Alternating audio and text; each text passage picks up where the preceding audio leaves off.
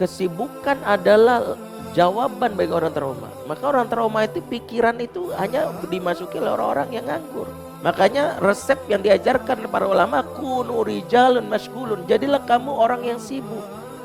Orang yang sibuk adalah orang yang energi positifnya itu akhirnya mengalahkan hasrat negatif dia.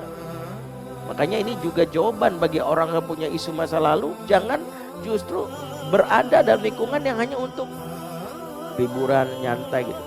Ada orang bilang gitu, saya pengen healing Ustadz. Healing itu kan sebenarnya nganggur. Makanya ada orang yang ngakunya healing ke Bali pulangnya stres. Kenapa? Karena dia nganggur. Kan di Bali cuma nyantai-nyantai aja. Sebagai pas pulang menghadapi realitas, ya.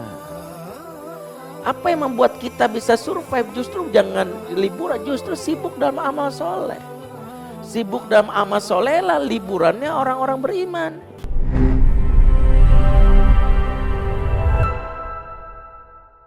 Makanya orang-orang trauma itu jangan salah milih bestie.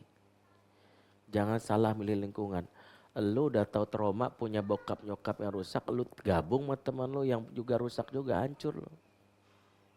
Kalau lu sadar bahwa lu adalah orang yang trauma dengan keluarga yang rusak, bertemanlah dengan orang yang mendapatkan perlakuan baik. Ayat inilah yang pertama menjadi kita tadaburinya. Oke, berikutnya. Resep pertama kalau ingin keluar dari trauma, cari lingkungan yang baik yang mempengaruhi. Wa kadzalika makkanna li Yusufa fil ard. Demikianlah kami memberikan kedudukan yang baik kepada Yusuf. Allah menjadikan Yusuf belajar kelak menjadi seorang pemimpin dengan cara menjalankan peran dari yang terkecil sebagai seorang pelayan.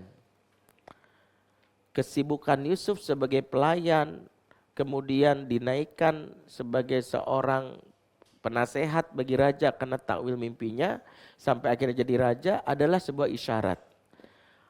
Tahapan orang keluar dari trauma adalah menyibukkan diri dalam kebaikan, terutama mengambil tanggung jawab.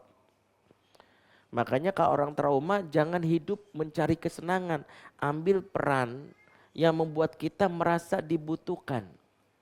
Ambil peran misalnya mengelola lembaga Quran, ambil peran misalnya sebagai seorang kepala cabang atau organisasi apapun, ambil peran dalam kegiatan sosial. Aktif di dalam kegiatan seperti Yusuf diaktifkan oleh Allah dalam kehidupannya, itulah obat trauma. Makanya trauma itu akan tertrigger justru kalau banyak waktu luang. Orang yang nganggur udah lihat trauma banyak bengong di rumah aja. Udah gitu nonton drakor ya udah jual air mata doang udah. Akhirnya cuman air mata aja. Kesibukan adalah jawaban bagi orang trauma. Maka orang trauma itu pikiran itu hanya dimasuki oleh orang-orang yang nganggur. Makanya resep yang diajarkan para ulama, kunu rijalun masgulun, jadilah kamu orang yang sibuk. Orang yang sibuk adalah orang yang energi positifnya itu akhirnya mengalahkan hasrat negatif dia. Makanya ini juga jawaban bagi orang yang punya isu masa lalu, jangan justru berada dalam lingkungan yang hanya untuk liburan nyantai gitu. Ada orang bilang gitu, saya pengen healing Ustadz. Healing itu kan sebenarnya nganggur. Makanya ada orang yang ngakunya healing ke Bali pulangnya stres. Kenapa? Karena dia nganggur. Kan di Bali cuma nyantai-nyantai aja. Sebagai pas pulang menghadapi realitas, ya. Apa yang membuat kita bisa survive? Justru jangan liburan, justru sibuk dalam amal soleh. Sibuk dalam amal soleh lah liburannya orang-orang beriman. Jadi kalau orang beriman itu liburannya apa? Aktif dalam kebaikan. Jadi kalau ditanya Imam Ahmad, kok kamu gak pernah istirahat? Sampai saya yakin sendal saya nyampe duluan ke surga. Meyakini bahwa istirahat itu tempat surga. Makanya kalau kita punya isu yang kedua, isu tentang trauma, maka yang kedua adalah perbanyak kesibukan. Perbanyak kesibukan. Maka itulah kata Allah, Allah katakan Wa kadzalika makanna li Yusufa fil ard. Diberikan kedudukan alias posisi di muka bumi ini. Jadi kita itu supaya bisa keluar dari situasi yang traumatis, ambil kesibukan, ambil posisi, ambil peran. Kemudian kata Allah, walinu'allimahu min ta'wilil ahadits, dan agar kami ajarkan kepadanya takwil mimpi. Inilah yang ketiga yang menjadi obat traumanya seorang Yusuf, yaitu memiliki skill yang diasah, yaitu mentakwil mimpi.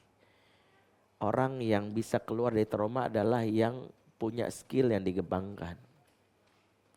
Yang suka menggambar, skillnya kembangkan. Yang senang menyanyi, buktiin masjid, kembangkan. Karena skill adalah ketika dikembangkan mengangkat yang namanya hal yang membuat kita lepas dari hormon kortisol yang membuat kita tertekan depresi, yaitu namanya dopamin. Mengapresiasi skill. Yang jago masak, skill masaknya dimaksimalkan. Yang jago nulis, nulislah. Yang jago ya macam-macam yang kira-kira positif itu diperbaiki. Maka 3 rumus dalam ayat ini yang menjadi obat bagi kita untuk bisa keluar dari trauma. 1, lingkungan yang baik. 2, peran dan tanggung jawab dalam kehidupan. 3, mengasah skill. Maka 3 hal inilah yang dilakukan oleh para psikiatri di luar negeri, memperbaiki para pasien-pasiennya yang traumatis lewat 3 hal ini. Makanya ayat Quran adalah obat. Jadi Quran sudah memuat bahkan obat bagi jiwa yang gelisah, bukan hanya obat fisik tapi obat juga bagi jiwa.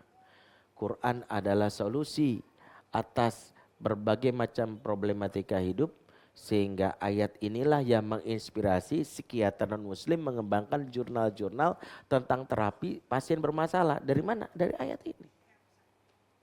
Jadi ayat Quran lah yang jadikan bagaimana patokannya.